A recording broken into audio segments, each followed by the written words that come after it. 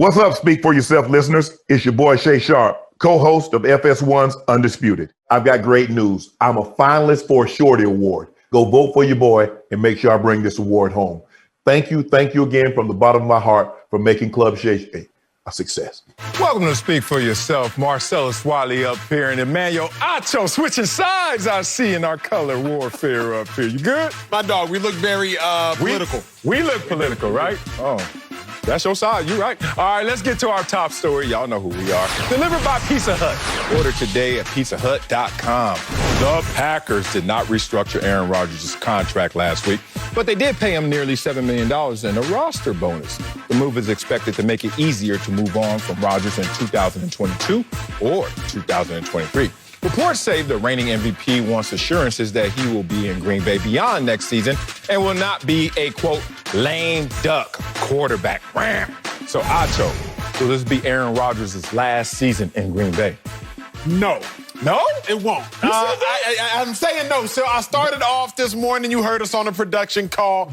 Off air. I was on the other side of the fence. Right. At first, I was like, yes. But then I got to thinking, I got to researching, and I landed at no. Now, First, I have to acknowledge that for this to not be Aaron Rodgers' last season, it would almost have to be a statistical anomaly. What we know about the modern NFL is this. If you draft a quarterback in the first round, they always start their rookie season. Okay. All 30 quarterbacks have started in their rookie season that were taken in the first round minus one Jake Locker. So essentially, 29 out of 30 quarterbacks going to start their rookie year, big dog. But Jordan Love didn't.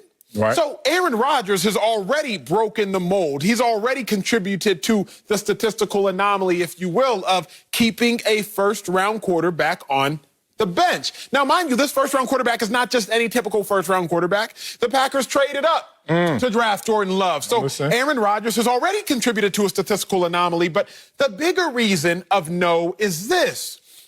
If you're the Packers and you looked around, who and what kept you from being in the Super Bowl this year?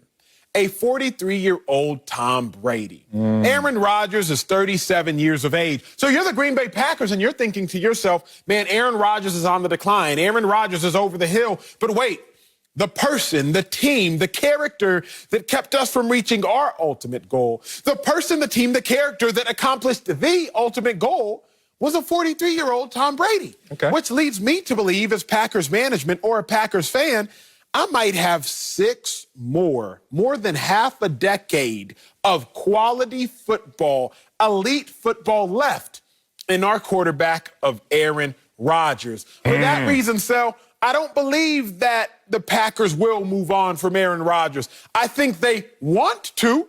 I know they wanted to, but at this point in time, at this junction in time, I don't know how you can. Man, he gone. I ain't even going to take all that time, be as eloquent as you. He gone. I hope that cashes a check. I hope Fox is happy. He gone. Man, these switcheroos they try to run on Aaron Rodgers multiple times. Thank God Aaron Rodgers has a spidey sense, and he can see it coming. And he's like, oh, I got the hammer right now, so I'm about to swing it. And that's what you have to do in any situation of leverage. But you know me, before I get serious, I got to have my joke. Nice haircut. Okay, turn to the side, though. How old are you? You know I got my 2 stripes. What is that? What is Chris Cross coming back? Chris Cross got a new album? I come out with my educated vernacular, but I still keep it young and spicy. You know okay, you do. And I see those knuckles are ashy, though. You know why? Because this morning you was on this side of the fence, you climbing the fence, messing your knuckles up, bro. Why you switch on this one? This one was too easy. All right, let's talk about Aaron Rodgers. You gave me great statistics that support Aaron Rodgers being in Green Bay beyond this year. Yes, sir. But the greatest statistic you didn't mention is the fact that Aaron Rodgers was a first-round quarterback himself. And as a first-round quarterback, he didn't start. But did he succeed? A legend. A living legend and a future Hall of Famer. Yes, he did. And history repeats itself, especially in Green Bay when they have like 47 owners or some board of directors because they don't really have an owner and it's public ownership. And it just runs differently out there. One, they're working from the mindset and the premise that we're not going to be able to attract as a free agent the top quarterback probably. This is the market, just being real. Every player in the NFL always says, I ain't trying to play in Green Bay until Green Bay says, here's the money. And that's the only thing that lures players there. But a top quarterback, Their mindset is we have to draft them and draft them early, but also give them an opportunity to blossom. It's the same thing that happened with Aaron Rodgers and Brett Favre. It's the same thing happening now with Jordan Love and Aaron Rodgers. Let's get to this right now. Don't know why you switched sides. Don't know why you didn't trust your gut. Intuition is greater than cognitive thought. I told you. Neurological response, 6 million times faster to feel something. The gut is telling me something going on versus the mind saying, I think with my 2 stripes, I think there's something going on. You should have trusted yourself. Here's the switcheroos that I was talking about. These suckers try to say, hey, Aaron, come here. You know, we did draft Jordan Love at your position, but you know what? That was just, you know, as a protection. I mean, you just got to get the best player available. Aaron, like, that ain't what you do when you know we're in the NFC Championship game and all we need is more weapons to get over that hump. You go draft in my position? Okay, I'm listening, but I'm not hearing y'all. Now, after that, they try to switcheroo and convert a roster bonus into a signing bonus to add more cap money to his contract going forward, making it easier to get rid of him going forward. And Aaron Rodgers thought about it and was like, nope, not at all. Unless you give me assurances, unless you give me money that contributes to me staying here longer, why would I have that short-term fix in your favor, not my favor? 2 switcheroos right there. And here's the worst part. The general manager, what's his name? Gutekunst?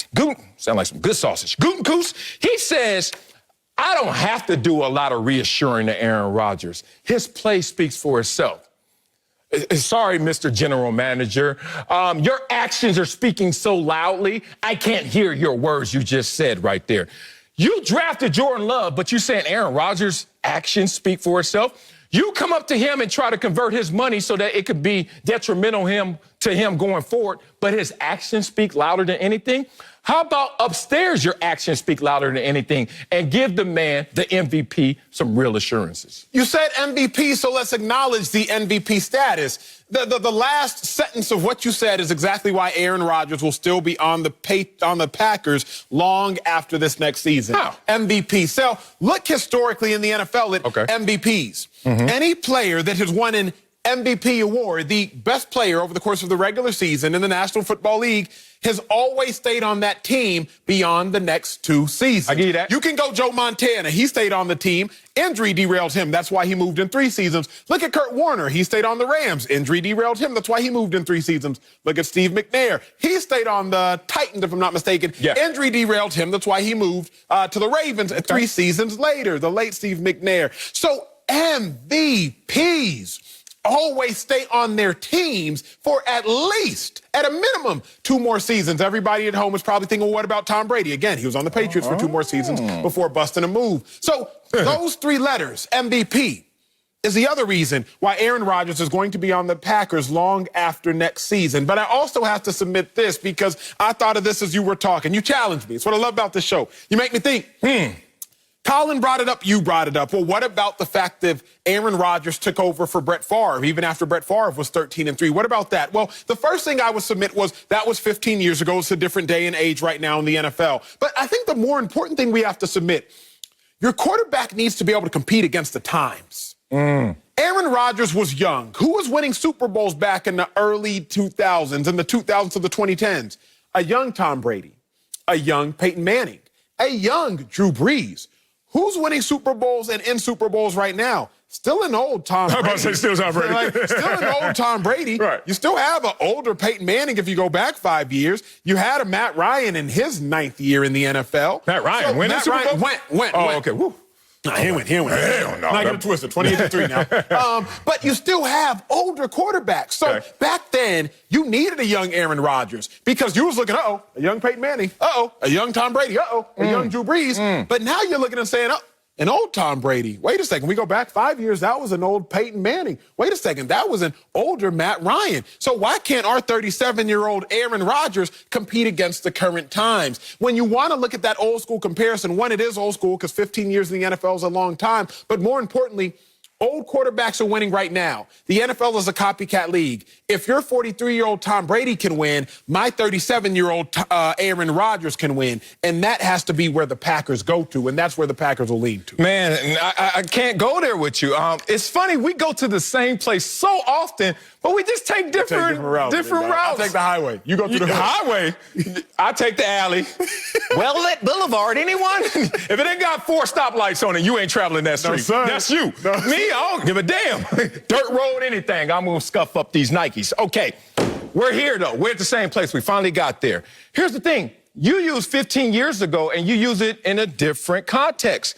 The climate back then was to sit quarterbacks. That's true as well. Sit starters. That is true. Like wait for him to start first round, learn, develop, take it in, internalize it, right? Very true. And Aaron Rodgers had to wait 3 years, but he was behind a future Hall of Famer and a living legend. 3 years. Now, you look at the climate, what is it? Urgency. Get him out there. That's why I don't give a damn if you're MVP or not. Like they didn't give a damn that Brett Favre was 13-3. They were like, your turn. And this is how it went. Since I went the hood and the alleyway, as you say, this is how this is really going down. In 2005, they drafted Aaron Rodgers, and Brett Favre was there, and he had his worst season ever. You want to know why? Because they were like, hey, Aaron Rodgers, we're going to jump you into this gang. Well, welcome to Green Bay, homeboy. Go whoop Brett Favre's butt every single day in practice. Brett Favre had his worst season up to date because he just couldn't handle it. Whatever reason, he was looking over his shoulder at Aaron Rodgers every day, darting. Because Aaron Rodgers was supposed to have been the number 1 overall pick, but he dropped in that same draft. Remember that. So all of a sudden, Brett Favre finally gets his gathering, and he gathers himself, and he starts to become Brett Favre again. And even though his worst year was the year they drafted Aaron Rodgers, no urgency to play him. Think about that. And then 2 years later, when he's balling again, they say, that's it. Gotta go. Huh? Make that make sense. So now you're in a situation where, this is funny, they draft Jordan Love, and they say, go whoop up on Aaron Rodgers every day in practice.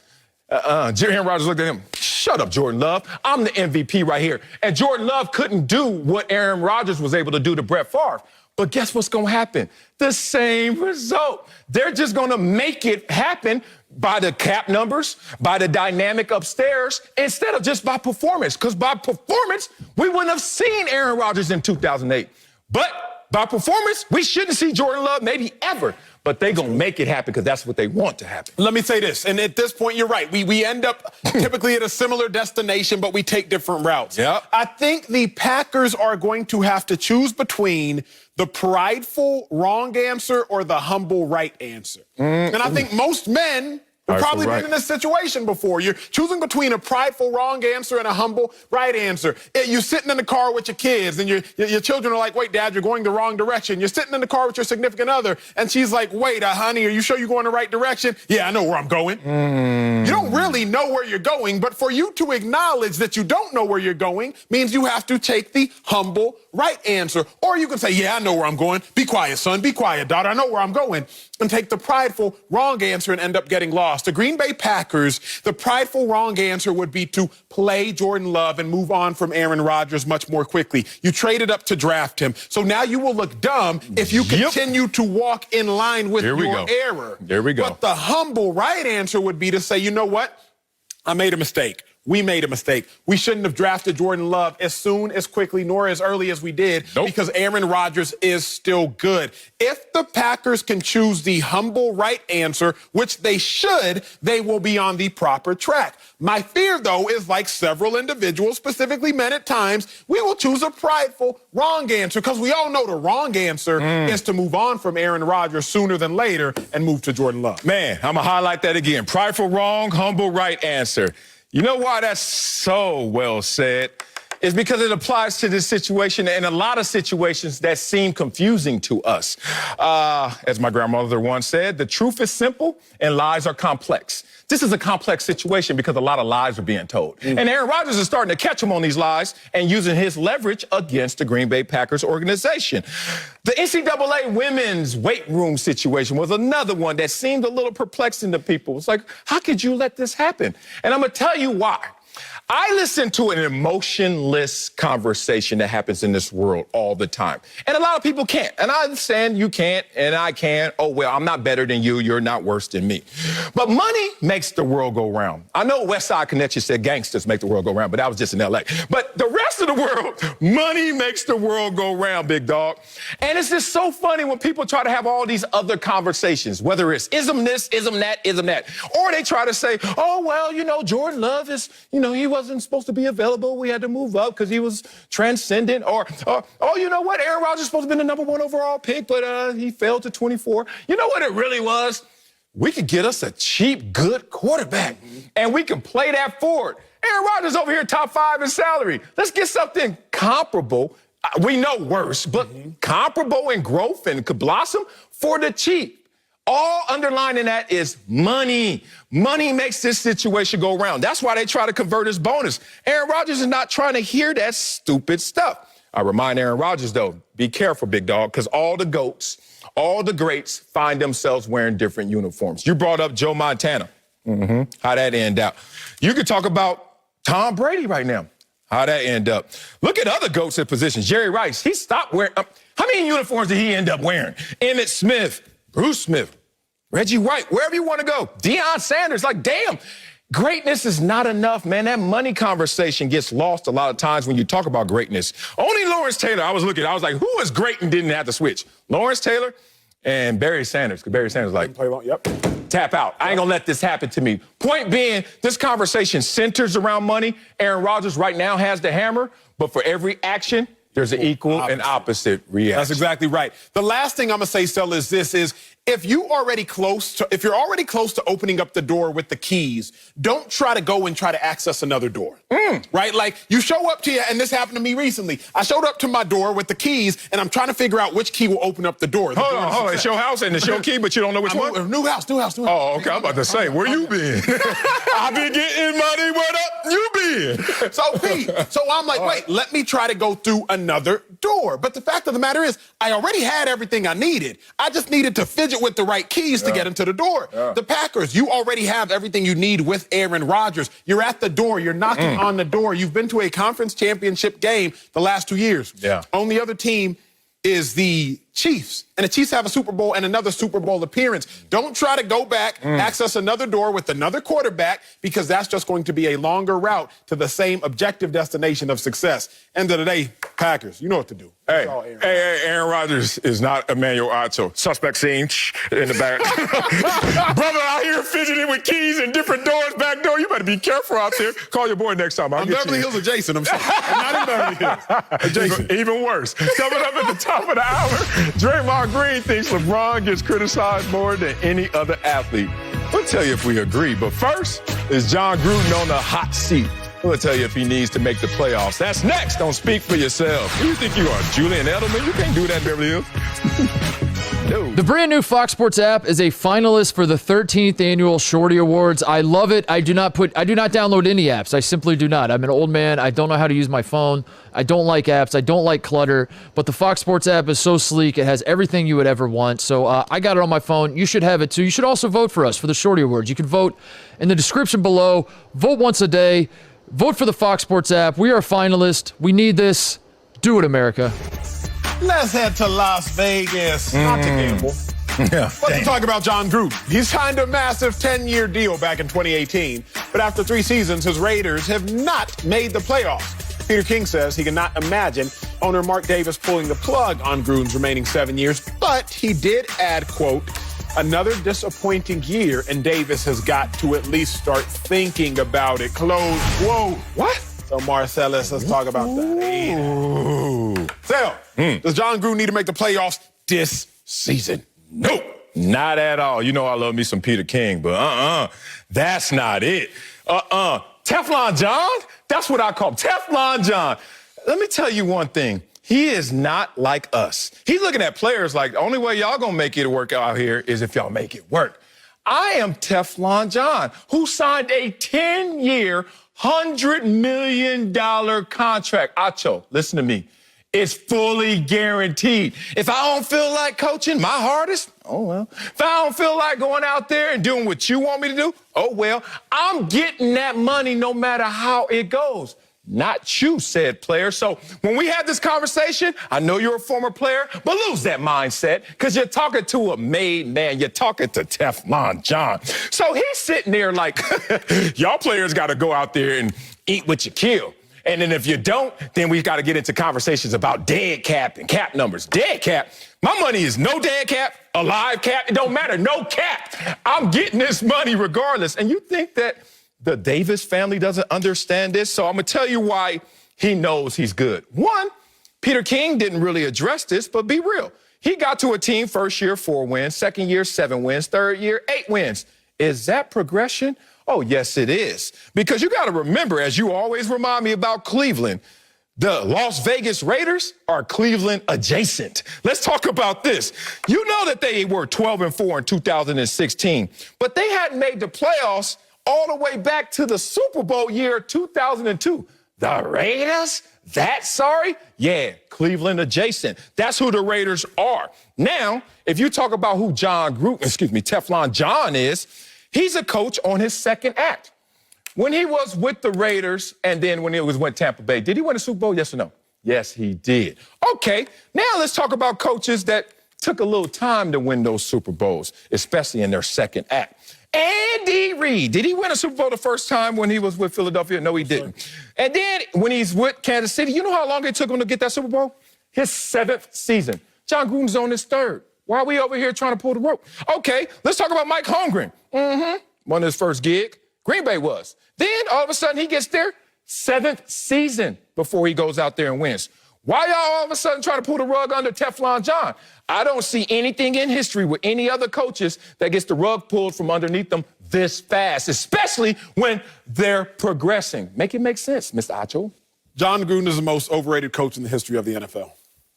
Okay. It's hot over here. It's a hot take. It's a hot take, ladies. Jon Gruden is the most overrated coach in the history of the NFL. $100 million guarantee. I'm just going to start with facts. I'm going to remove my feelings from a facts conversation. Jon Gruden has not won a playoff game in 9 years. Jon Gruden. Okay, that's enough. Go back to feelings. Go back to feelings. I like feelings a little more. Damn. Jon Gruden has not won a playoff game in 9 years. Jon Gruden is the only active coach who has been with the team for 3 seasons with no playoff appearances. Jon Gruden is a career 500 winner, 114 and 110. Since Jon Gruden's Super Bowl winning season, he has a 44% winning percentage. That is on par with Chip Kelly, who obviously only lasted 4 years in the National Football League.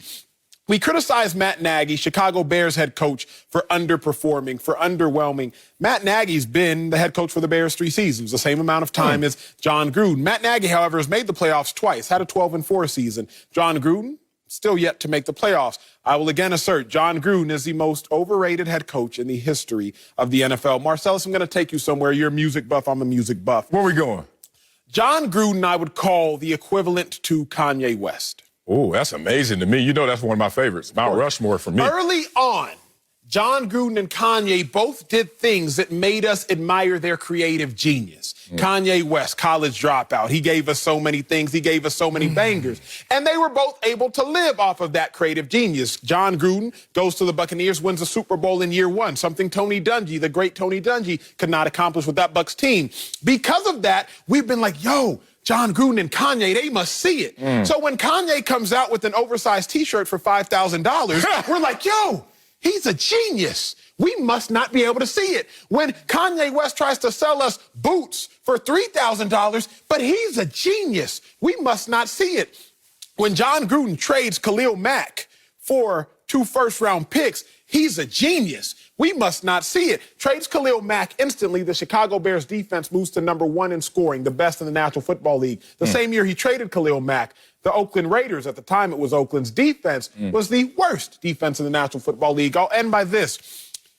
He must be a creative genius. Trades Amari Cooper. Amari Cooper goes on to have 3 consecutive 1,000-yard seasons with the Dallas Cowboys. Since trading Amari Cooper, Derek Carr has not had a 1,000-yard wide receiver. He has had 1,000 yards tight ends. The last 3 years for the Raiders, a tight end has led the team in receiving yards. Jon Gruden We thought he was a creative genius. It turns out he's truly a creative idiot. We are not seeing, and it again.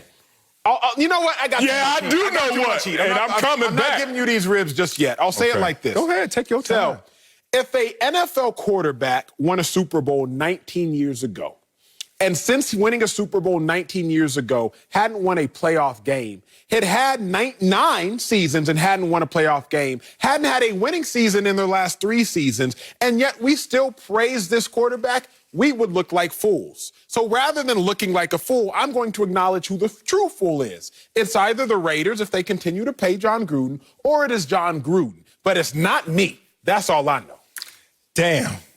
And I used to love working with you. Oh, man, I got to take up. Look, you my dog, but Jon Gruden? Oh, I ain't going to let you do this. I told you Jimmy G's don't grow on trees, and also JG's don't grow on trees. This dude is a Super Bowl winning coach, and you're going to take your snipe at him in his 5th year after being a coach that got traded. Traded. Where'd they do that at? They traded a coach, and guess what? He went out there first year. Let me get that Lombardi.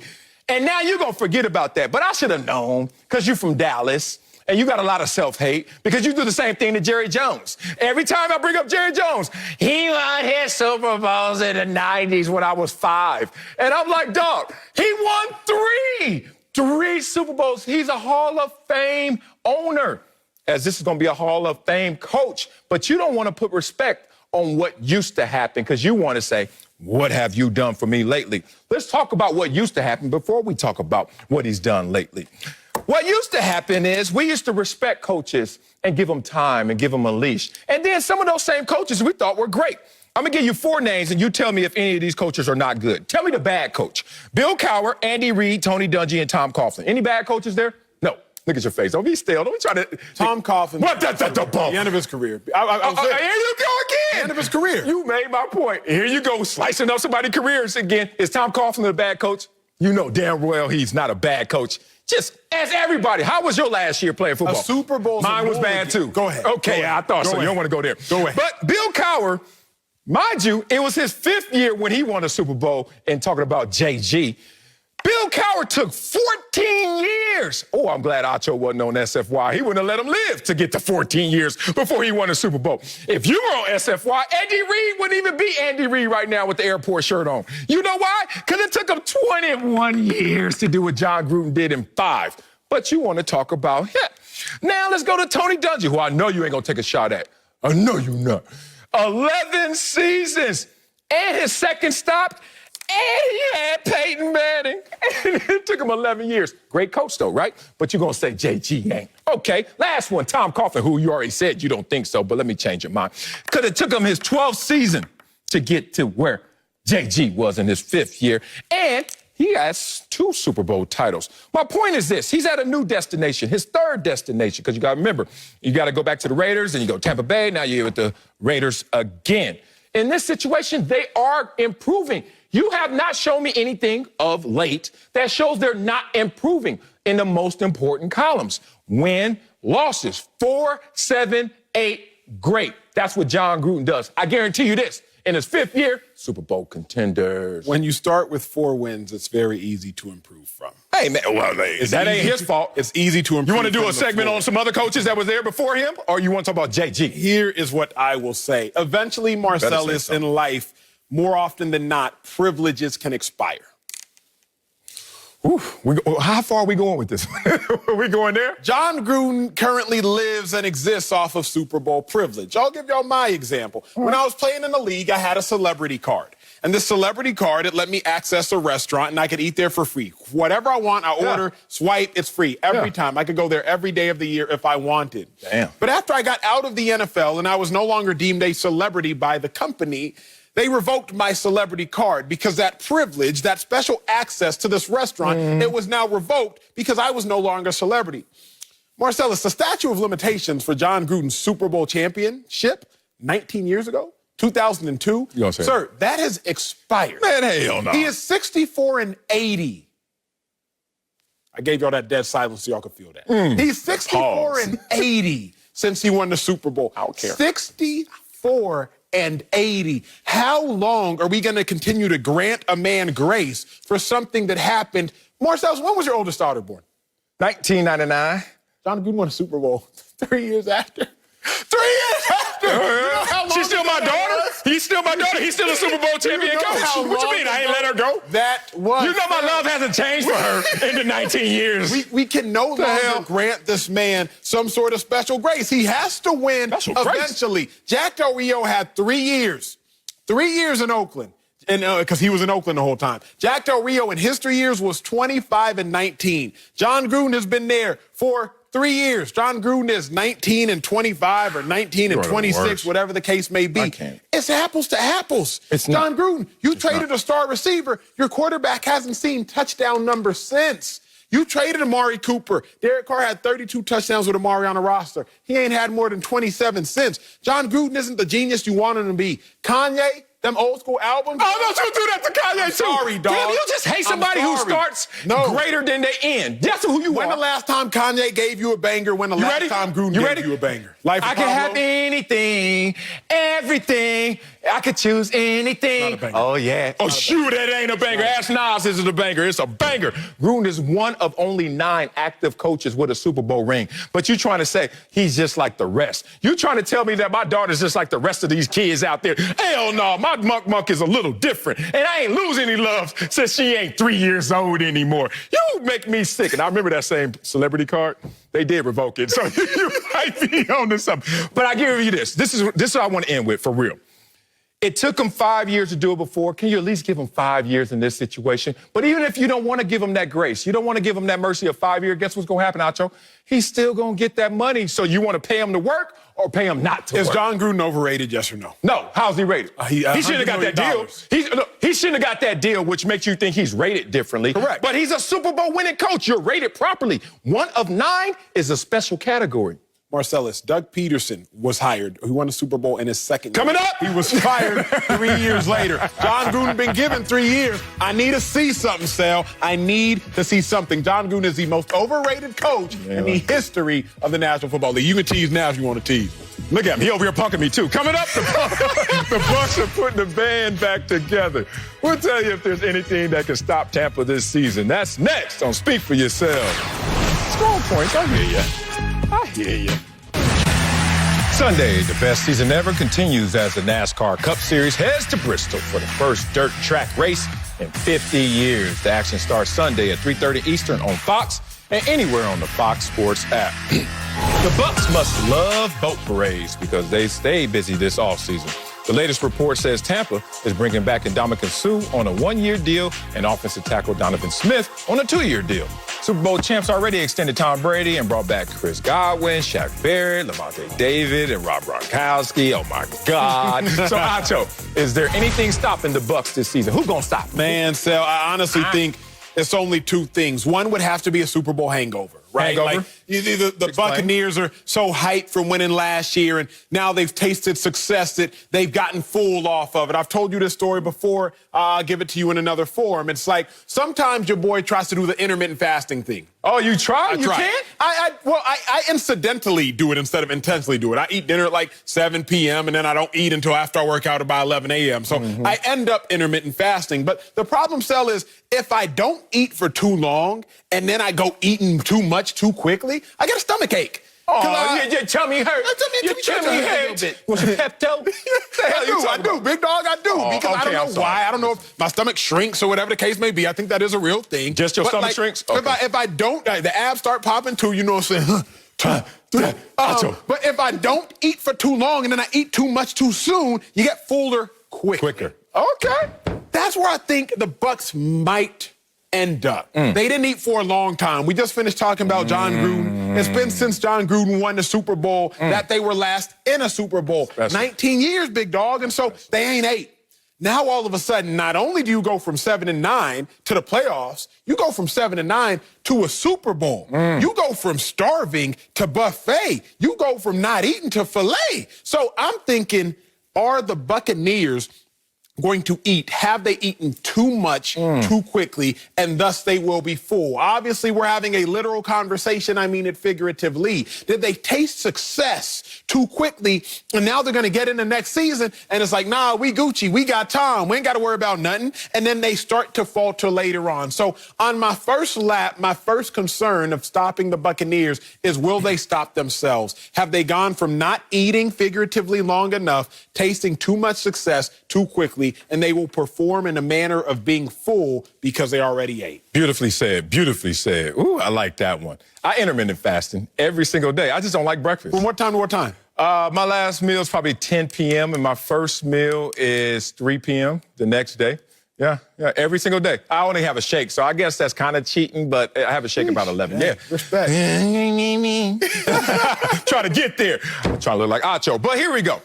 Nothing is stopping the Bucs. Nothing. And I knew you were going to go there. My first line is not even themselves. Stop it before you started, Acho. I literally wrote that down because I knew you. They're going to implode. They're going to be too full. They're going to be full faster. They didn't eat for so long. And this is so funny in sports. People always go there because you wear the same uniform as the bums before you.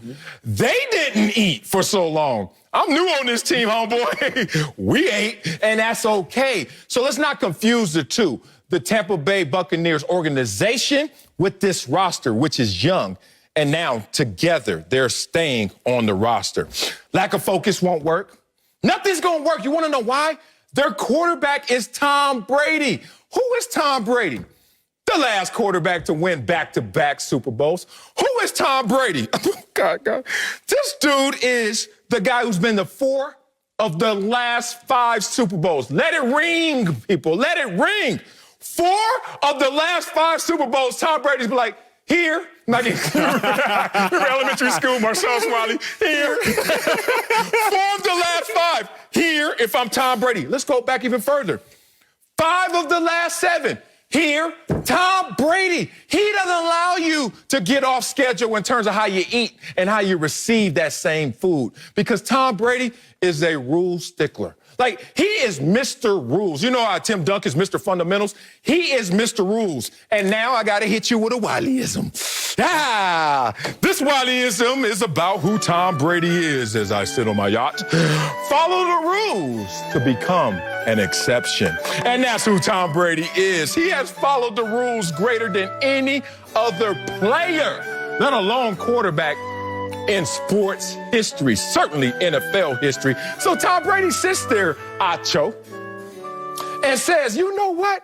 I'm not going to let y'all get off course. I'm not going to let you guys lose your focus. I have the results to prove it. Stick to me, stick with me, and we're going to go where we need to be. Got to bring in Fox NFL analyst Bucky Brooks. So, Bucky, where are you at? Bucky, go to that camera right there. Bucky, all right, forget it. Is there anything stopping the Bucs this season? There he goes. You know, like you guys, we have it all figured out because last year we thought it was the Kansas City Chiefs and the dynasty was coming because no one could stop them. The same thing right now. It's been like a verbal bouquet just thrown all over at the Tampa Bay Buccaneers. But there are 2 things that can stop the Tampa Bay Buccaneers. One, they certainly can't control, and that's the injury bug, because injuries can derail their chances. Right. We know that. But are we going to ignore Father Time? And I know what you're going to say. You can be like, oh, don't come at Tom Brady. Tom Brady's the 40-something. He's already proven it. He did it last year. So let's take Tom Brady out of this discussion. Let's talk about the reason why they really won it. They won it because their defense. Well, when I look at that defense is loaded with 30-somethings. Jason Pierre-Paul and Ndamukong Suh. When you think about Levante David, all of those guys are in their 30s. How long are they going to continue to be able to play at that dominant level? All of the pieces of the puzzle fell into place last year during that playoff run. Can they replicate it? As Acho talked about, are they going to be satisfied now that they've won it? When you get older, are you a little more motivated to go to the gym, or are you ready to kind of check out? You guys are talking about the fasting. Are those guys going to do the intermittent fasting? Are they going to be hungry? Or are they going to look like Rocky Balboa wearing those silk suits and all that other stuff? You just don't know how this team is going to handle it. So I'm worried about Father Time finally tracking them down, not just Tom Brady. Bucky, I'm not mad at it, but let me tell you how I'm currently dealing with Father Time and Tom Brady in perspective. Bucky, you know when you got to wake up at like 4:30 a.m., either for a flight, for work, for something, and you know you got that alarm clock set. You go to sleep at a reasonable hour, 9 p.m. or 10, and you got your alarm clock set. Bucky, you know you set it, but you wake up at 3. Yes. You wake up at 3:45. That is me. You wake up at 4:50. Oh, God. You wake up at 4:26. Like, you keep waking up, alerting yourself for something that Father Time is going to alert you of. Ooh. Your alarm clock is going to ring, so stop checking for it. Just wait till it goes off. I've stopped checking for Father Time, Tom Brady's falter. I'm just going to see it, hear it like the alarm clock, and when it happens, it happens. But, Bucky, I'm going to stop anticipating it because the anticipation will give you anxiety. Now, I'll say this. I do think there is one team in the NFC particularly that can stop the Buccaneers, and that's the Los Angeles Rams. If, in fact, they are one piece away, if we want to believe Sean McVay, who's made the playoffs 3 out of the last 4 seasons and showing up with the Rams, if we want to believe him and believe that Jared Goff was the limiting reactant, well, you just got a fringe Hall of Famer, let some people tell it, in Matthew Stafford. What we do know is, as far as arm talent, he's top 3 in the NFL. He might be number 1 as far as exclusive arm talent. So if, in fact, he is the missing puzzle piece for the Rams, then I actually think that's the team everybody needs to watch for. Rams have the number 1 scoring D, number 1 total D, number 1 pass D, number 3 rush defense. You got Aaron Donald up front. You got Jalen Ramsey locked down on the outside. Plus, you have a quarterback with the second best offensive mind in the game in Sean McVay. I think that is the only actual tangible team and physical piece in the NFC that can stop these Buccaneers. Well, I mean, I'm not going to go that route. That's a completely different segment. If we're ready to anoint Matthew Stafford as the next level, the guy who has 0 playoff wins, we're ready to say that he's going to knock off Tom Brady. That's that's another 15 minutes we have to spend on the Rams. But I will say this about the Buccaneers. The Buccaneers have everything that appears to be in place to make another run. However, there's a team out there that they struggle with in the postseason, in the Washington football team. I'm not saying that Ryan Fitzpatrick is an upgrade, but I am saying this defense that they played against last year with Chase Young and those young dudes up front, they gave them problems. So maybe, just maybe, if they see that Washington football team again, who doesn't have fear, not intimidated by the Tampa Bay Buccaneers, maybe that's the team in the NFC can do it. Because the rest of the teams, I don't know. I think you have to wait for Father Time to knock these guys down. Not only Tom Brady, but that defensive line that was knocking everybody else around in the postseason. That's the only squad. That's the only person that I can see knocking them off and derailing them from going back to back. Man, I was so blessed to grow up the way I grew up because I was told and it was highlighted to me that everyone will walk around with a fear of failure. But what's not being told is how many people have a fear of success. And it's interesting listening to 2 of y'all. Y'all are well-adjusted, super successful human beings that I love. But damn, are y'all scared of this success? Like, y'all just getting in your own ways, talking about, well, Father Time goes through. And then you're sitting there saying, well, injuries could come through. And you know, the other teams, the same damn teams we just beat up on. And you know what? I'm so glad my mama, my daddy, my grandma, my sister told me, don't have fear of success. Let me talk about what that looks like for this team. The same team that went 8-0 down the stretch. Remember that. Didn't lose a game after starting 7-5. The same team that had to go out there and beat up on some of the foes that they had seen before. Now, let's talk about that. Remember when they played the Saints, week 1? Saints caught them with a sucker punch, caught them slipping. Yeah! Week 1, Tom Brady and they were like, And then the Saints was like, oh, we're not done with y'all. We coming to your crib, front porch style, right in the lawn. Grandmama looking with the house shoes on, Bucky. And Grandma looking at it like, you better go out there and fight them boys. And then the Saints squared up on him, bap again in front of his grandma. And then they said, okay, we're going to see them again. And this time, we gonna get them. And did they get them? Yes, they did. How about the Kansas City Chiefs? Kansas City Chiefs didn't even come with the sucker punch. They just walked up to him and said, pat. And then they were like, oh, we'll see you again, too. And when it mattered most, in front of everybody, you saw that red Hyundai in that alley come by. Patrick! Bow! Hit that boy. That's what they do. I'm telling y'all, I ain't scared of nothing. And I'm not even a Super Bowl champion Tampa Bay Buccaneer. But if I was on this squad, no fear of success. Coming up, LeBron James is a 4-time champ, but he's still heavily criticized. We'll tell you if the king gets too much heat. That's next on Speak for Yourself. Patrick! No. You're watching Speak for Yourself. Marcellus Wiley up here, homeboy. Emmanuel Ato over there. My dog. My dog. Let's get to the NBA. LeBron James could be out for up to a month, but that does not mean we can't talk about his resume. The king is a 4-time champ on 3 different teams and is in the GOAT conversation. But despite all that, LeBron still faces a lot of criticism. His rival, Draymond Green, had a lot to say about that. Take a listen. If I think who is the most beat down athlete of our generation and probably of all time, the athlete that has taken the most criticism, it's LeBron James.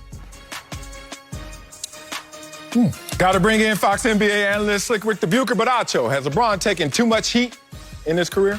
Absolutely. LeBron might be the most underappreciated athlete of all time, but LeBron James's criticism is just a microcosm of a macro issue in society. We take things for granted. We take the heater for granted before it gets cold. We take having no traffic for granted when there's too much traffic on the 405. We take things in our life for granted, and LeBron James is no exception of that. Been in the league for 18 years, has been to 9 out of the last 10 finals. The only time LeBron James wasn't in the finals in the last decade was when he was injured. Must I remind you all, it is hard to get a 90 on a test. And LeBron James is getting a 90 of going to the NBA Finals in the last decade. Now, to talk about LeBron James, we could look at him in isolation, right? I really only see one criticism of LeBron James. He doesn't have killer instinct because other than that, he is the best player to have ever touched a basketball. I mean, he's a better passer than Michael Jordan. He's a better rebounder than Michael Jordan. He has more points than Michael Jordan, but he doesn't have the same killer instinct as Michael Jordan. Sel, Slick, Rick, people at home, our biggest criticism of LeBron James is this. He goes to the finals.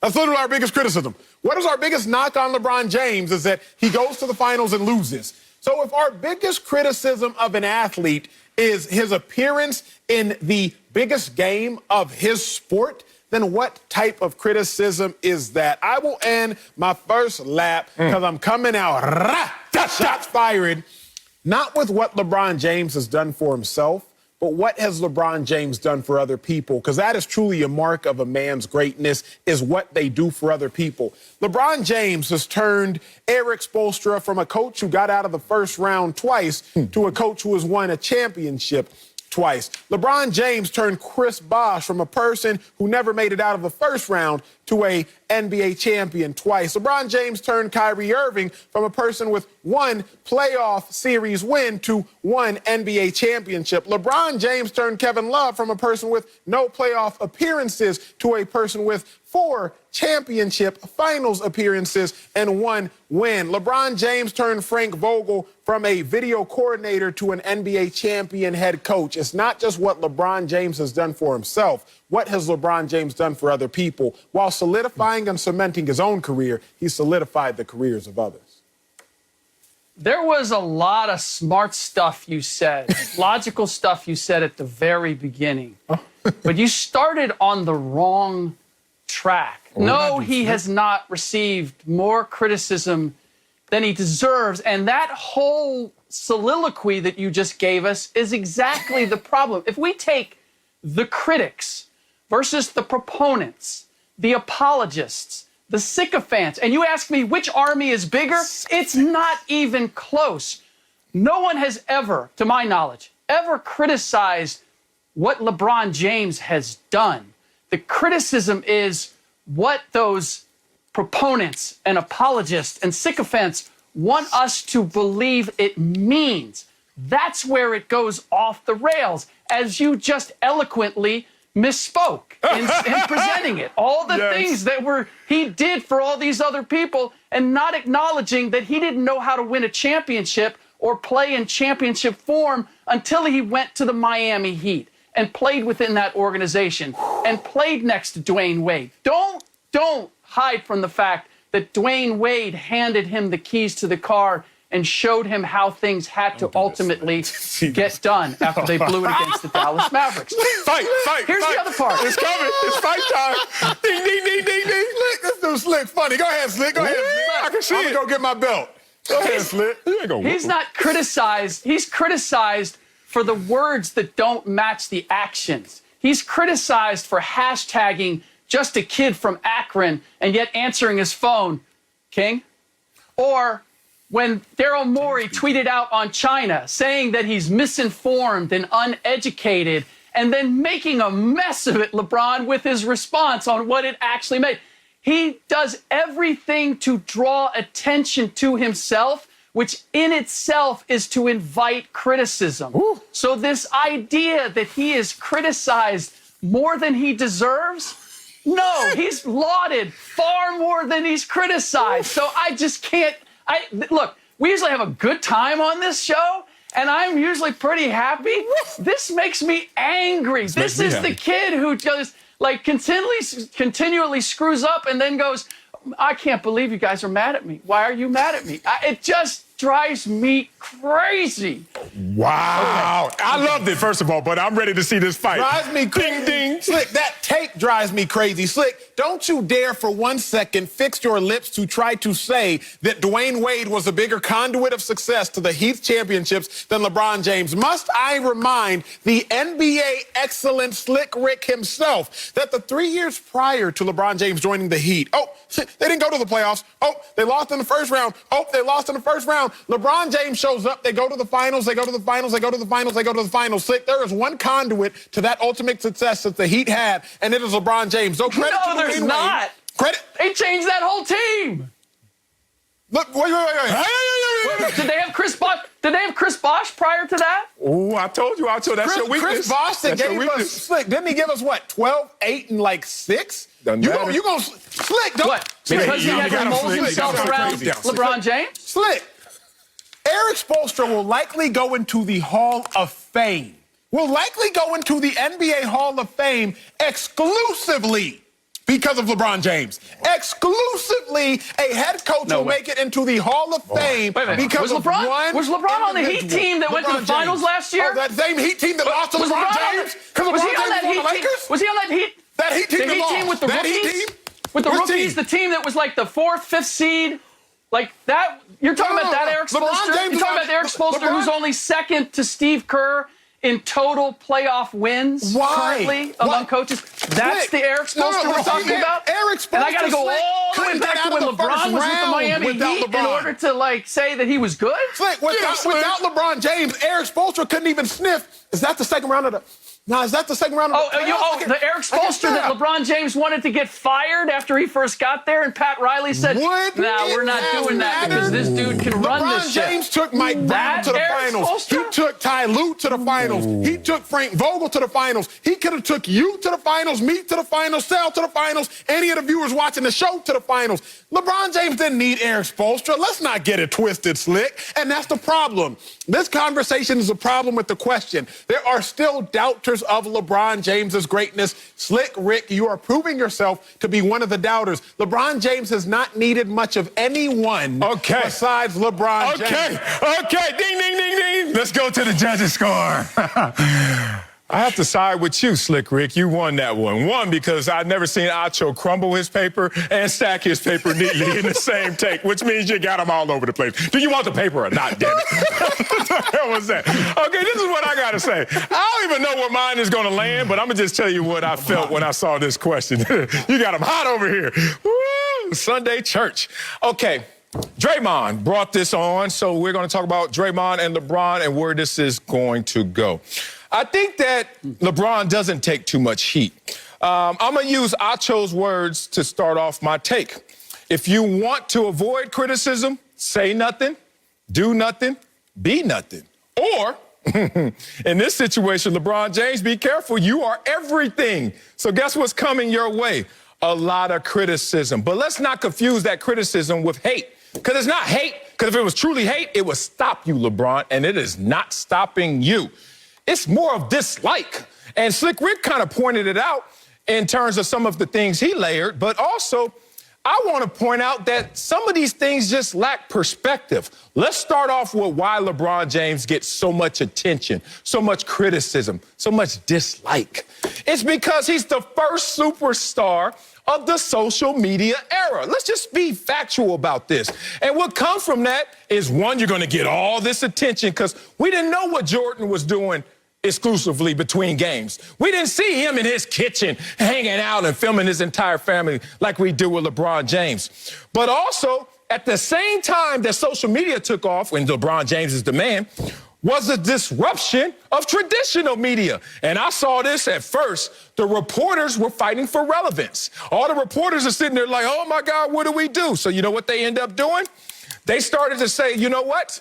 Let's be first instead of necessarily right in these situations. What started to happen with these reporters is they started to go, let's be about sizzle instead of about substance. And LeBron James has benefited tremendously from all of this dislike. Let's talk about it factually. Forbes' top celebrity 100 list of 2020.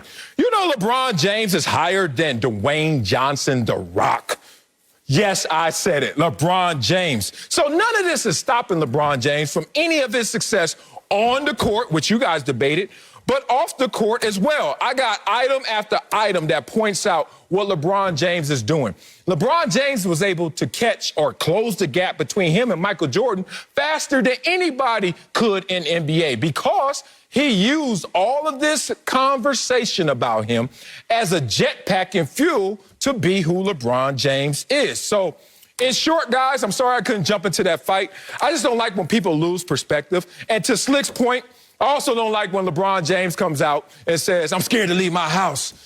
And then I'm like, yeah, but you also leave your house with a security detail and you can't get 20 feet close to you unless you want them to. So it's like, that's where people are like, LeBron, the kid from Akron, is also like the 5th highest paid athlete in the world and already on $1 billion deal. So when we try to reconcile LeBron James because of the times he talks about himself, sometimes it doesn't add up.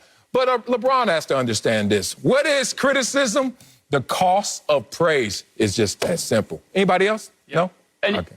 You make a good point, Marcellus, that he is the first in the social media age, the first superstar in the social media age. But he's utilized social media more than maybe any superstar. So when you're going to put yourself out there, you are going to invite that criticism. Now, the biggest issue I have with Draymond's statement is, first of all, he was introduced as a rival. He's not a rival. Maybe once upon a time he was a rival. Now they have the same agent. They're business partners. They're boys. This isn't coming from somebody who sees LeBron at this stage as a rival or a competitor. The other part I have with it is just the lack of perspective. Yes. And this is the biggest problem. He is the most beat down athlete of our generation and maybe all time. Colin Kaepernick, hello. Muhammad Ali, hello.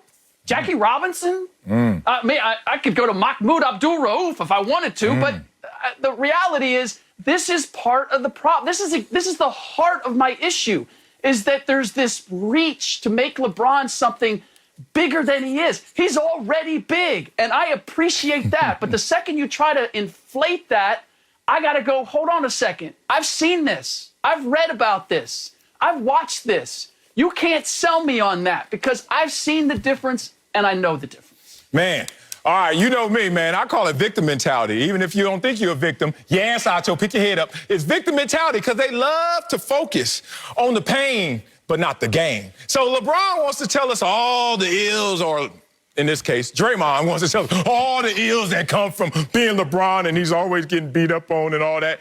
And then I'm like, okay, that's fine.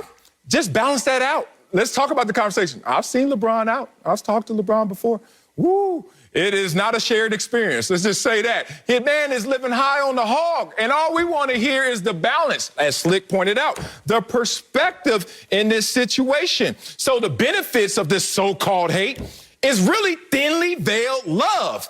Everybody loves LeBron James so much that he becomes the point of conversation like he does so often on this show. Acho, I'm going to remix what you said earlier. No haters, no hype. Okay.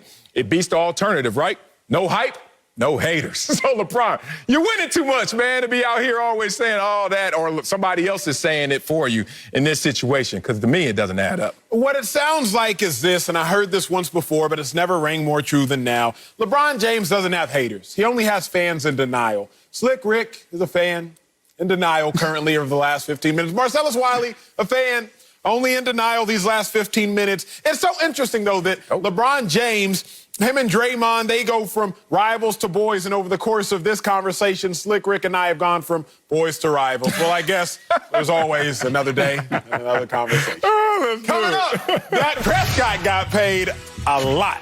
But we'll tell you if the Cowboys should have let him hit the open market. That's next. Speak for yourself. Slick, I know you ain't doing that. Damn it, that was well said. Dallas backed up the Brinks truck to keep Dak Prescott as their quarterback. He signed a 4-year deal worth $160 million and will earn an NFL record $75 million next season. Now, Pro Football Talk asked if the Cowboys could have gotten a better deal if they waited, saying with a reduced salary cap, it would have been tough for other teams to outbid Dallas if Dak hit free agency. Our guy Bucky Brooks is back with us. But Marcel, let's you up first. Should the Cowboys have let Dak hit the open market? No, let the hit open market. Woo! Did you write this question? Your non-committing butt. Did you write this question? No, you commit to what you love, what you want. Should I let Anna Marie just go on a few dates to just see what's going on out there in them streets? Hell no. Should I let her go to the NBA All-Star and hang out without a ring just to see what they talking about? All them damn Dexter St. Jocks around there? No, sirree, Bob. What is a girl like you doing out here free and not committed? It ain't happening. So, nah, this is what you do in my generation. This is what you do when you're Jerry Jones. You commit exactly to what you want. And what you want is Dak Prescott. So I got a couple of little lines here. They're not necessarily Wiley-isms, but it's time to start preaching in here, Acho. Don't take a dare when you care. All right, you like that, Acho, a little bit? Don't let them choose on something you don't want to lose. One more, Acho. Don't be too cool for school and end up the fool. Yes, sir, yes, sir. If I'm Jerry Jones, I ain't letting nobody holler at my Anna Marie. And that's what you do. You commit and you give him what he wants because you know you're going to get it back in return. I'm not terribly mad at your take, but I'm a little upset by it. The Cowboys, they should have let Dak hit the open market, and it's very simple as to why. Why? If you were going to pay Dak record-breaking money, then at least let him force your hand to pay him record-breaking money. See, Cowboys, y'all ended up in the worst-case scenario anyways, as it pertains to saving your money, which has to be one of Jerry Jones' secondary objectives. First objective, keep the players to help you win the game. But Cowboys, you waited too long to pay Dak Prescott, which is why you had to pay him so much. And then you didn't wait long enough to pay Dak Prescott because you didn't let him hit the open market. So your timing was literally as bad as it could be when it came to signing Dak Prescott, in regards to fiscal responsibility at least. So let Dak hit the open market. There are truly about 4 teams that would have been interested, at least interested in a manner to compete financially. You got the Denver Broncos, because they can't draft early enough, but are still a quarterback away in their minds. You got the Washington football team, again, can't draft early enough, but still a quarterback away in their minds. You got the New England Patriots, can't draft early enough, but probably still a quarterback away in their mind. And so there are only a handful of teams that could have even bid in this kind of manner for Dak Prescott. But even had they bid, Jerry Jones, you would have been in the same situation, paying Dak Prescott record-breaking money. The number one rule in negotiations, do not bid against yourself, or otherwise stated, do not negotiate against yourself. That's exactly what Jerry Jones did, and he took the L while Dak Prescott got the W. Acho, I understand what you want to do in theory. And if you want to save a couple coins, like that's great to put them out there and let them get on the market. But here's the reality of the situation. You have to evaluate Dak Prescott versus what is available. First, what's available on the free agent market? Were you excited to start it back and run it back with Andy Dalton? What about Jameis Winston? What about Ryan Fitzpatrick? Are any of those guys upgrade over Dak Prescott? I'll answer for you. No. And then when you think about the quarterback class that's coming in, are you in a position with the 10th overall pick to be in a spot where you can get one of those guys? Can you get Zach Wilson, Justin Fields, and Trey Lance? And even when you do that, are they upgrades over what you have in Dak Prescott today this year?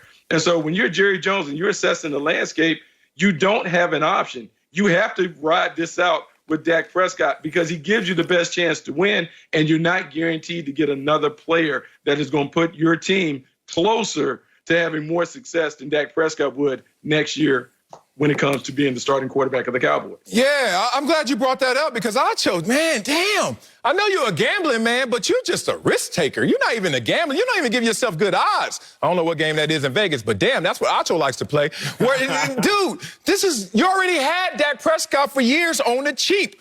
Look at these. $1 million in 2016, 900,000, 630,000. Good Lord, 2.1. And he ain't even making SFY money up there. And he playing for the Dallas damn Cowboys. You already had him on the cheap. And you weren't excited to go out there and take a risk in case you lose Dak Prescott. What are you going to do, side Tyrod Taylor?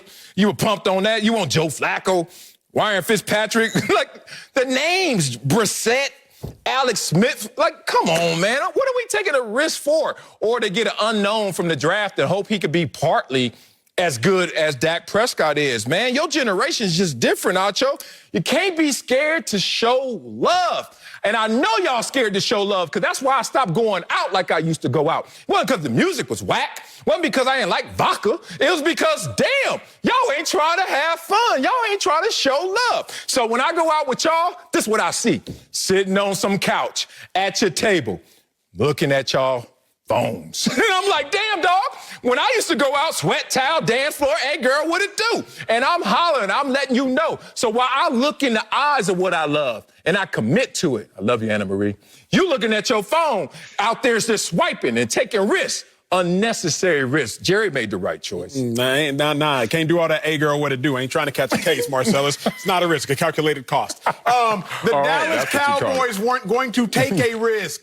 They were going to take a calculated cost. I brought this up before. Y'all remember that movie, Hall Pass? The fellas having beef with their wives. So their wives are like, you know what? Take a weekend, take a week. See what you can get. The end of the movie, they ended up reuniting and they valued each other even more because the men took that week and they said, you know what? There ain't nothing out there for me. Let me just go back home where I'm really loved. That's all that would have happened with Dak Prescott and these Cowboys. Man, I want record breaker. All right, Dak, go ahead. See what you can get. Oh, you want to go to the Bears and play where it's cold, an organization that historically hasn't really developed quality quarterback play. Oh, you want to go to Washington? The team that ain't got a name? Oh, you really want to play for Bill Belichick instead of being in Dallas? Is that what you want, Dak? He would have looked around, he would have searched all over and realized the one true team, the one true city, the one true place that can maximize his ultimate affection is the Dallas Cowboys. It wouldn't have been a risk, Bucky. It wouldn't have been a risk, Sal. It would have been a calculated cost. And worst case scenario, the Dallas Cowboys would have ended up exactly where they are right now, spending the same amount of money. The difference is both parties would have had a greater appreciation for one another. Well, I mean, the Dallas Cowboys should have had a greater appreciation for Dak Prescott anyway. Marcellus outlined, he made $2 million on his rookie contract. He started for 4 years. They saved about $80+ million having a quarterback play on that deal that was a fourth rounder. So they needed to do right. Just their conscience wasn't sitting right on them to be able to take advantage of Dak Prescott for the years that they've been able to take advantage of him, having him at a low-cost deal. So this was a situation where Jerry Jones had an opportunity to see what life looked like without Dak Prescott. He didn't like it. He didn't like it when he saw Andy Dalton and Ben DiNucci and those other guys throwing the ball around. And this offense that was high power when Dak Prescott was at the controls didn't look anything like that without Dak Prescott. So rather than run the risk of losing Prescott, they ponied up a little more money. So, yeah, it cost them a little bit more, but now they know in their mind they have a top 5 quarterback. And when he comes back, this offense hits the ground running and gives them a chance to be competitive, not only as a playoff team, but maybe as a Super Bowl team. Thank you, man. Acho, good Lord. Don't be dangling your love out there in them streets and just to see what happens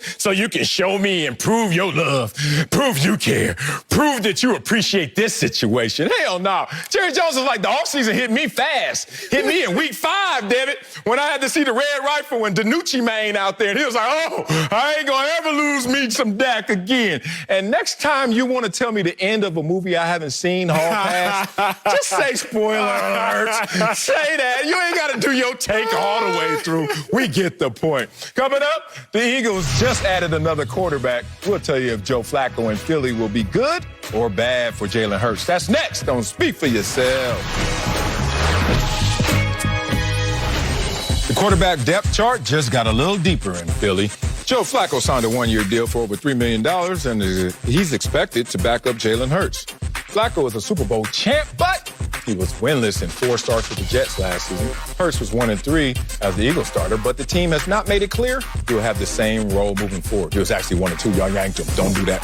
So, Acho, will the Joe Flacco signing be good or bad for Jalen Hurts? And he was only down 3 in that game. They got yanked. Let's establish this, America. If he was 1-2, then Dak Prescott was 1-3, not 2-3. Why you always got to bring Dak up? Andy Dalton came in and won that game. So you figure out for the rest of the time on this show, was Jalen Hurts 1-2 or 1-3? Oh, you mad?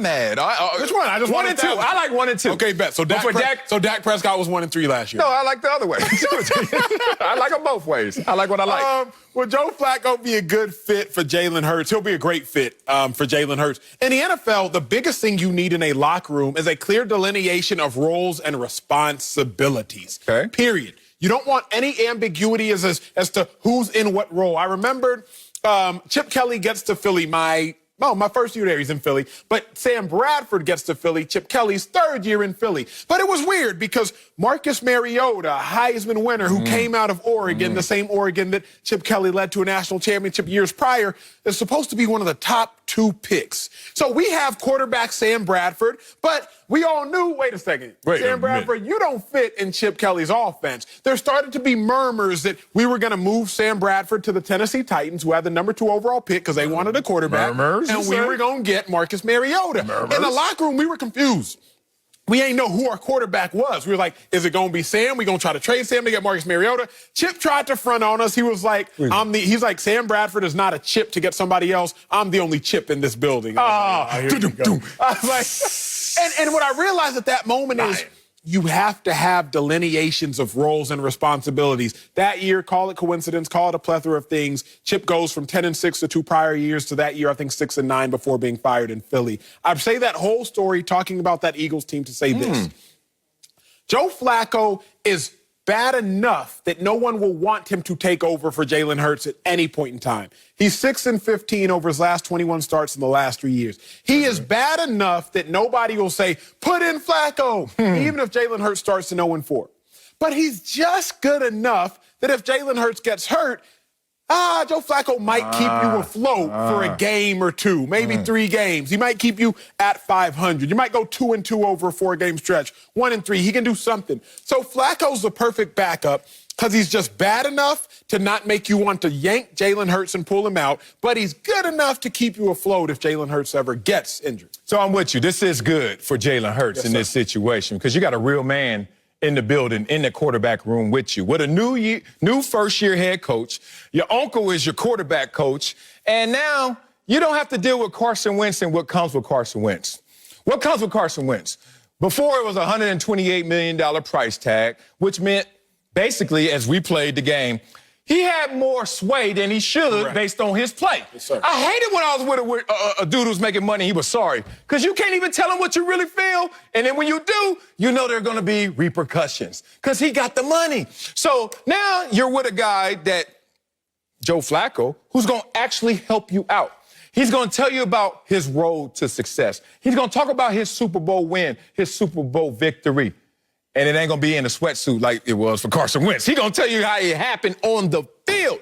A grown man, 36 years old, and there's no future with Joe Flacco. So there's a comfort that comes to you if you're Jalen Hurts because Carson Wentz is gone, and I got a real grown man who's done something in this league in the building. That said, are you a fan of MC Breed? Rest in peace. You know who MC Breed is now? Okay, good. All right, here we go. We're going to have a long weekend when COVID's over. We're going to go all these movies and all these rappers. Ain't no future in your frontin' is the song he had. And look, ain't no future in frontin' like Joe Flacco is fixing anything. Joe Flacco is a life preserver. Right. In case things go wrong in any circumstance, throw Joe Flacco out there. But he is not the boat.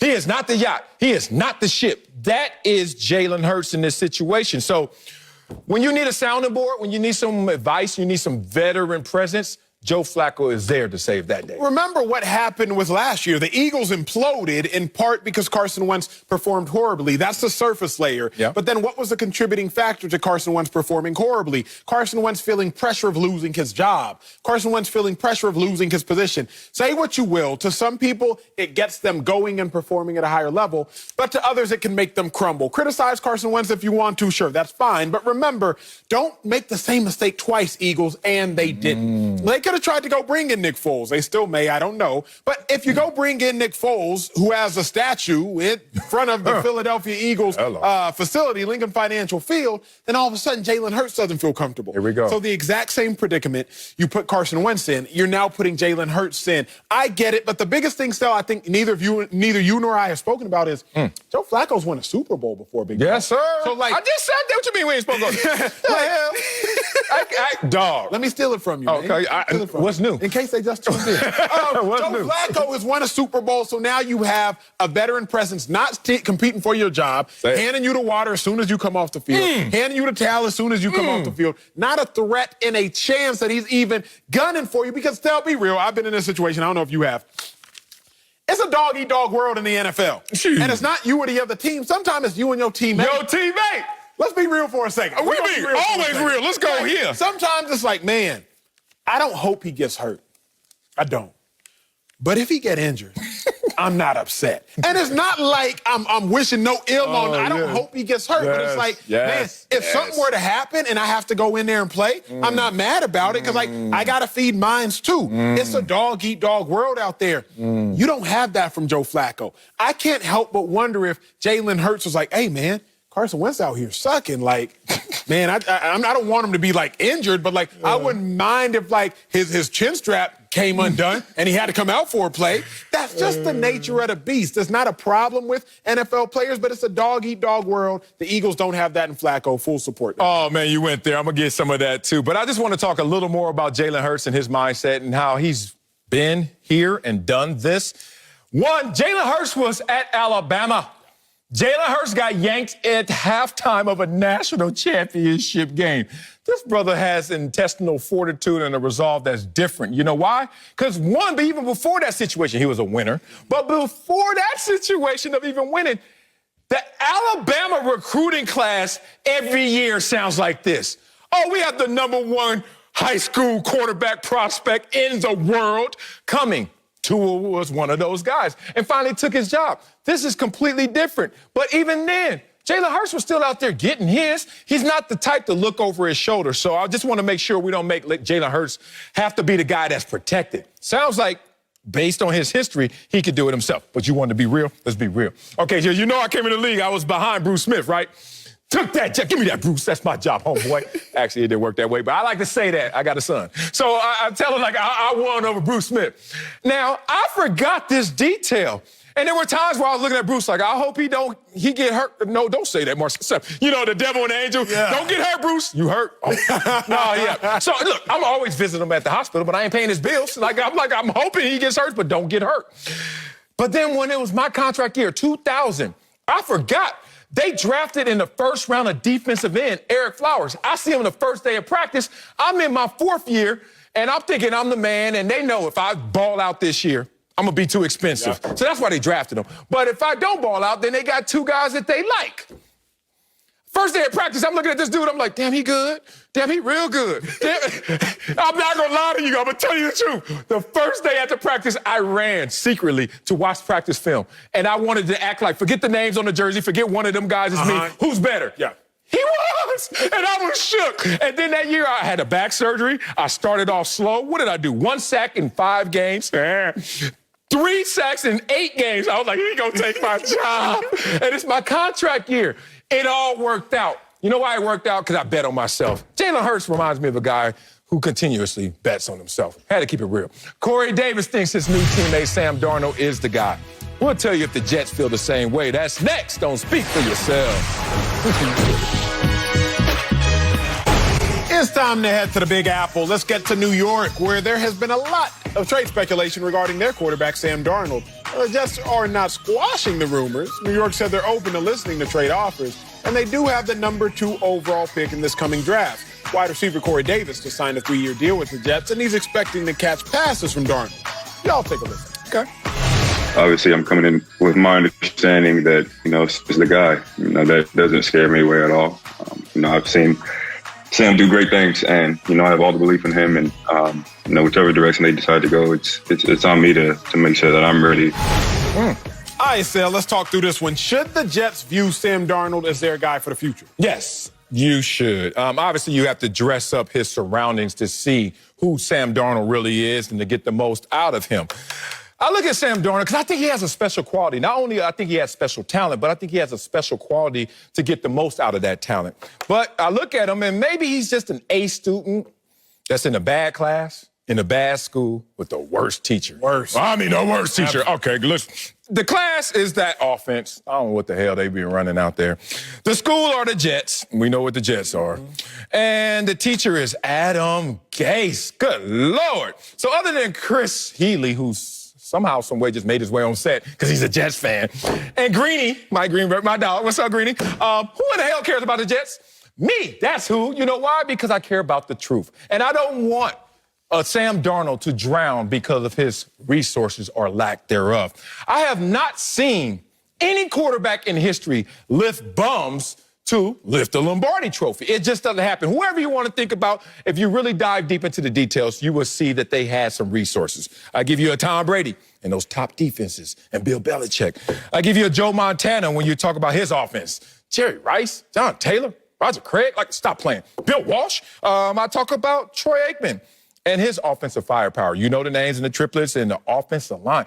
Who in the hell can do it by themselves? But we look at Sam Darnold in this situation, and sometimes it felt like he was by himself. So the same organization that fired Fireman Ed, who fires Fireman Ed and brings him back like Clipper Darrell? But the point is, you fired Fireman Ed, the only thing going for the Jets for so long, because this is a bad organization. But don't get rid of Sam Darnold like that. Build around him. Let's see what he got. I co-sign completely. The Jets, what you can get with your number 2 overall pick, whether it's Trey Lance, whether it's Zach Wilson, whether it's Justin Fields, it will be questionable at best and marginal at worst. Or rather, marginal at best and questionable at worst. There's going to be a marginal improvement with Trey Lance or Justin Fields or Zach Wilson over Sam Darnold. At best. Yeah, at best, they will be marginally better.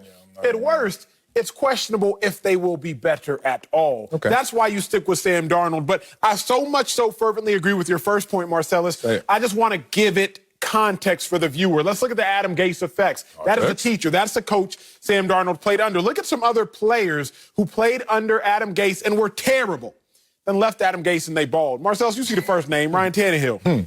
13 and 11 under Adam Gase, a 93 passer rating. He leaves Adam Gase 18 and 8.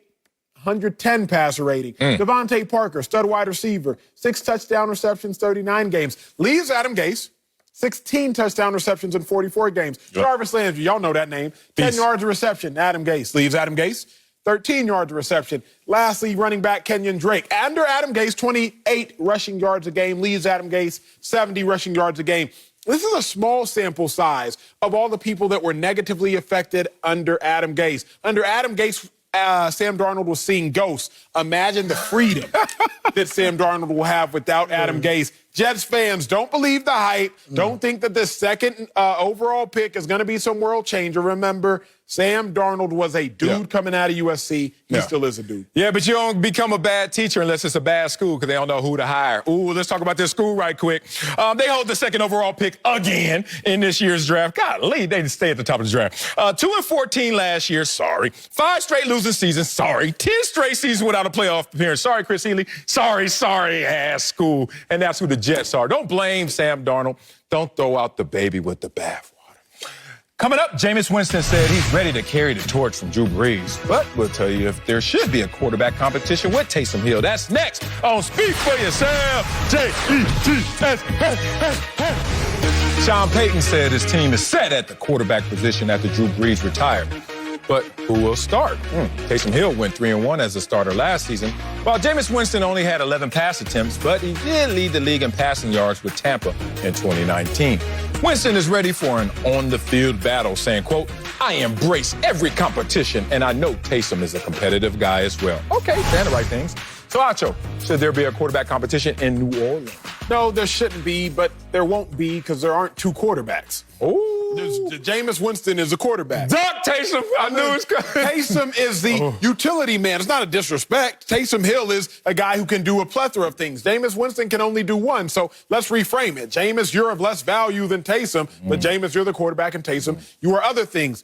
Being real and taking any emotion away from it is simple. If you're constructing a roster, Taysom Hill can play tight end. He can play fullback. He can play a red zone quarterback. He runs down on special teams. All of these things are valuable. Yeah. If you now make Taysom Hill your quarterback, you lose that fullback, you lose that tight end, you lose that special teams player. You now need to fill 1 to 2 to 3 more roster spots when Taysom Hill could play all of those positions. So you don't make this a competition because one is a quarterback, one's not. Again, for context, Taysom Hill's senior year in college, the lower level of playing, 12 passing touchdowns, 11 interceptions. Like, let's just put in context. While Jameis in his last year of college was winning a Heisman Trophy, or one of his years of college, rather, was winning a national championship and a Heisman Trophy, Taysom Hill was completing 12 touchdowns to 11 picks. So it's not a competition, Sel, and I'm really going to culminate all of this by saying Taysom gets the most out of your big money guys. Okay. You're paying a boatload of money to Michael Thomas. You're paying a big amount of money to Alvin Kamara. Jameis Winston's going to maximize all them dudes. Taysom Hill is going to undermine those dudes. Alvin Kamara's only played in one game without a reception in his whole career. And that happened to be one of the 4 games Taysom Hill was starting at quarterback. Well, facts. Don't make this an unnecessary competition. No need for it to be. Damn. Pat, pat, pat. You had the BB gun out, too. Just a little peep, peep. You were hitting them. I have here written exactly what you said. No, there shouldn't be a competition. And Taysom Hill is a utility man. I have it right here. I will show it to you, but it's COVID. So here's what I also said. Not only are you a utility man, you're an old-ass one, too. You are going to be 31 by week 1. Why is that a problem? Because I'm comparing you to a guy who's 27 years young. I'm comparing an undrafted free agent that's on his second team. Crazy enough, he was undrafted, went to Green Bay, balled out, and still released and became a New Orleans Saint. Now, I don't know who's giving these guys life skills advice, but when were you going to bet on yourself? Oh, you were just waiting for Drew Brees to retire and then finally go out there and pop? Well, too late now, because guess what? Jameis Winston's in the building, and you know what his DNA is? Former #1 overall pick. You know what else is in his DNA? 5,100 yards passing. Now you can start to shoot at Jameis, say, but he had 30 interceptions. But we're going to roll the dice to see if we can get some of those passing yards and cut down on those same interceptions. So when I look at a utility man in Taysom Hill and I see some positive things from him, it still makes me sit back as a fan of the sport or even as an evaluator and say, how come you haven't popped just yet? What's taking you so long? Reminds me of cats who tell me when they're in their 30s, they getting their driver's license. You ever heard somebody say that? I'm like, unless you're from New York City, what the hell took you so long? And that's what it sounds like. What the hell took you so long to be a starting quarterback in the NFL? Unless something just ain't right. Coming up, Draymond Green says he's the best defensive player ever. We'll tell you if that's crazy talk. That's next on Speak for Yourself. Shout out to Keith Sweat. Something. Draymond Green is known for speaking his mind, and he definitely did not hold back yesterday. He said, quote, I think I'm the best defender to ever play this game. 100%. That's my opinion. I'd put myself up against anyone, close quote. Now, Draymond was named Defensive Player of the Year 5 seasons ago, so Marcellus, yes, is it crazy for Draymond to say he's the greatest defender ever? Yep. He's crazy with this one. It's called delusions of grandeur. You think you're something that you're not and something that's bigger than what you are. Draymond Green, I love you, big dog. That's why you and Barkley beef. Because Barkley's like, I'm going to tell the truth, the whole truth, and nothing but the truth. Barkley going to give it to you with tequila straight. And then Draymond going to give you some tequila with some chaser. And that chaser is trying to chase the truth, but it ain't going to never catch it. And that's the difference between Draymond and Barkley. What the hell is Draymond talking about? You ever heard of Gary Payton? Dikembe Mutombo? No. Hakeem Olajuwon, Ben Wallace, Dwight Howard, Dennis Rodman, Alonzo Mourning, Kawhi Leonard, Rudy Gobert. All those guys have more Defensive Player of the Year awards than you, Draymond. What the hell are you talking about? I'm sorry, love you, but not on this one. Yeah, I'm with you, big dog, but I'm going to zoom the lens in on one guy, Ben Wallace. And because he don't get enough credit to me, Ben Wallace, in my opinion, at least modern era, since the turn of the century, is the greatest defender. 4 Defensive Player of the Year awards, tied with only Dikembe Mutombo. But beyond that, you want to talk about a contributing factor to team success. Ben Wallace and them Pistons beat the Lakers with Kobe, Shaq, Gary Payton, and Karl Malone. So not only was Ben Wallace winning individual awards, but he was on a team with no other future Hall of Famers, at least not currently as it stands. Chauncey Billups may get in, but he had no Steph Curry. He had no Klay Thompson. For me, it's easily Ben Wallace, and that's just since the turn of the year 2000. So, Draymond, yeah, you tripping on this. Yes. You know we got producers, so sometimes they chime in, sometimes they say something good, sometimes they don't. Maybe this is a little deflection I heard from one of our producers because he's been so bad offensively. Another producer said he's the most defensive player every year because he's always in his feelings. Funk your feelings. That's it for us. Fox Bet Live is next. Come on, Draymond.